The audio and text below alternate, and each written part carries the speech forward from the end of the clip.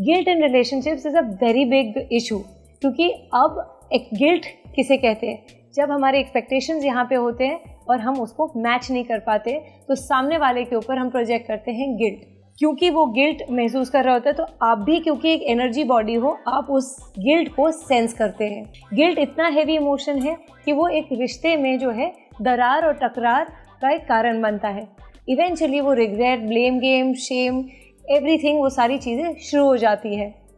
Net there is no fun in relationships अगर वो constant expectation से चलता हो। आजकल एक और नई चीज़ हुई है, ट्रैवलिंग एक्सपेक्टेशंस। अब अगर आप एक कपल हैं, आप बाहर जाना चाहते हैं और अगर लेडी ने, जो लड़की है उसने बुक किया है, she would probably spend more luxuries, ये वो, एंड नेक्स्ट टाइम जब लड़के की बारी आती है वो कम में करता है, तो उसमें भी एक्सपेक्टेशन कि मैंने एक लेवल तक लाया तो तुमको उसके ऊपर ही लेके जाना है, या मैंने अगर तुमको परफ्यूम दिया है तुम मुझे वॉच दो, या ये जो एक रिश्ता है ये बहुत ही मटीरियलिस्टिक लेवल पे चला जाता है।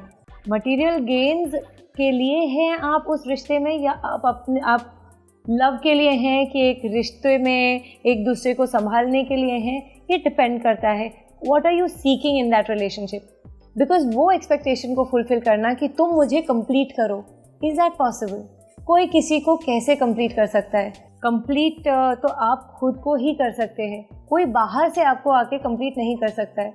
अगर आप अंदर से अधूरा महसूस करते हैं तो बाहर से कोई चीज़ उसको कैसे पूरी कर सकते हैं? पॉइंट बीइंग कि अगर आप खुद के लेवल पे नहीं उतर पा रहे हैं, आप खुद से अगर बहुत ज़्यादा एक्सपेक्टेशंस रखते हैं, then you will be unfair to the other person, क्योंकि आप वो एक्सपेक्टेशन दूसरे से हाइटन होती चली जाएगी।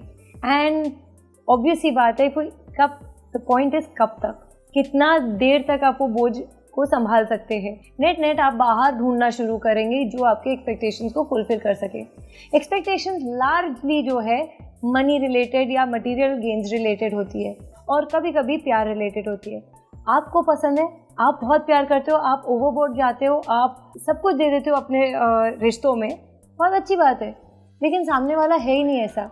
फॉर एग्जाम्पल, मुझे बातें करना बहुत पसंद है, लेकिन अगर मुझे कोई ऐसा पसंद आया जो कि कम बातें करता है और मैं एक्सपेक्ट करूं कि नहीं वो उसको बात करनी ही होगी, वो बात क्यों नहीं कर रहा है, then that is my mistake, that is my fault. मैं वो इंसान को, इससे बेटर है कि मैं वो इंसान को चूज़ करूं जो बातें करता है, जो शायद मेरे से ज़्यादा बातें करता है, पर इवेंचुअली शायद मुझे वो भी फन नहीं आएगा क्योंकि मेरी बात सुनेगा कौन।